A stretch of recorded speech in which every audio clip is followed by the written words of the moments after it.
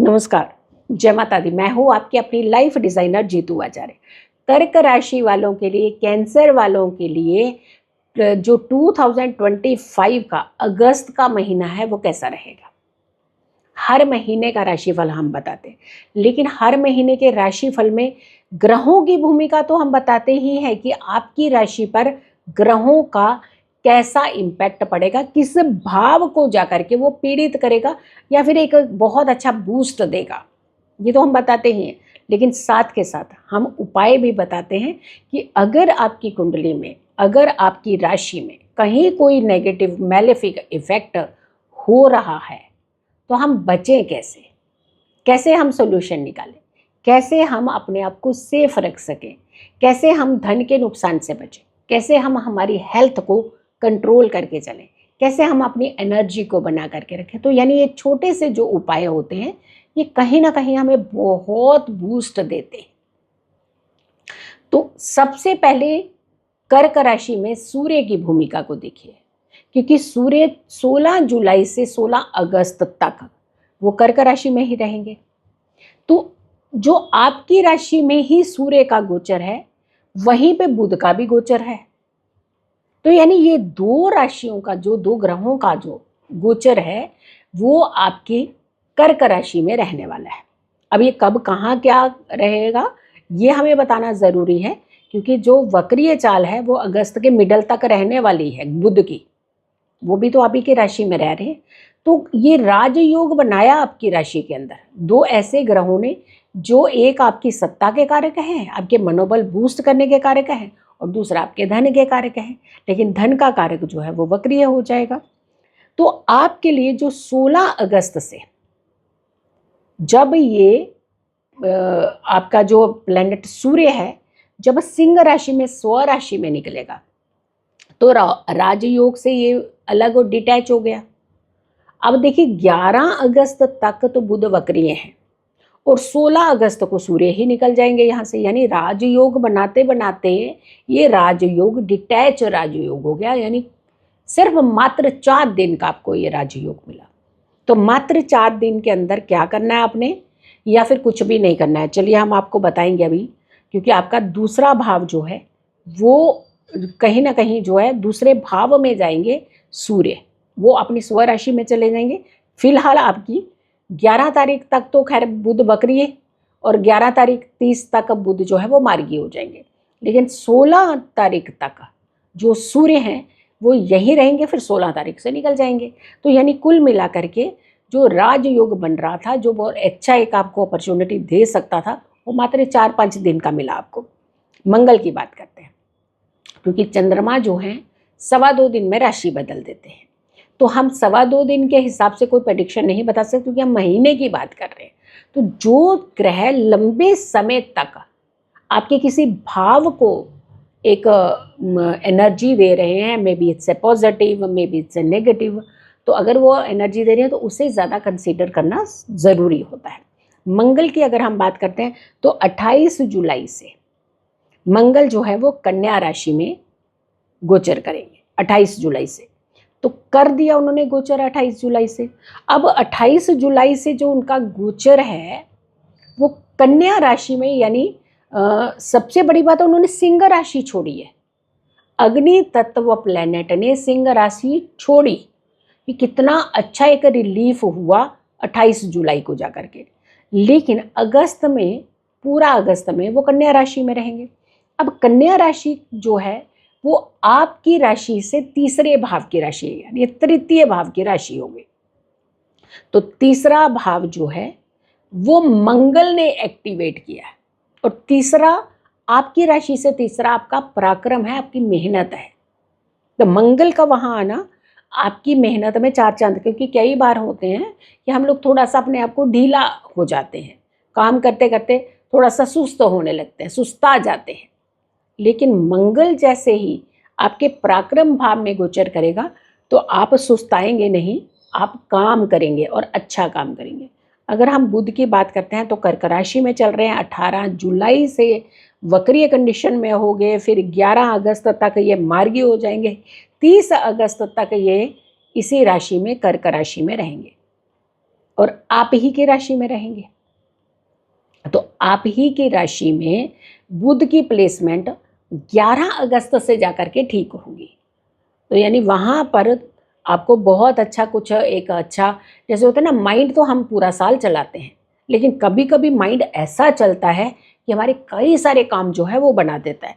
तो आप 11 अगस्त से लेकर के 30 अगस्त के बीच इतना शार्प माइंड से कोई एक काम करेंगे जिसका फायदा आपको कई महीनों तक मिलता रहेगा।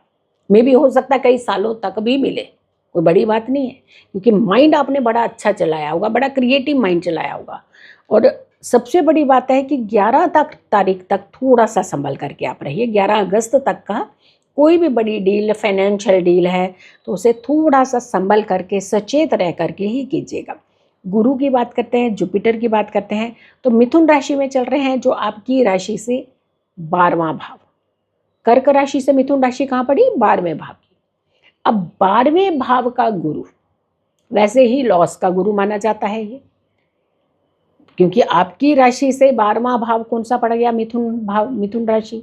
आप कर्क राशि की बात कर रहे हैं, ये 12वें भाव में, तो ये काल पुरुष के 12वें भाव में नहीं है।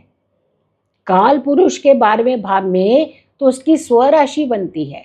आपकी राशि से 12वें भाव में मिथुन राशि पड़ गई, बुध की राशि में, जहाँ पे गुरु अतिचारी भी हैं और ये 12वां भाव जो है लॉस का भाव इंडिकेशन कर गया।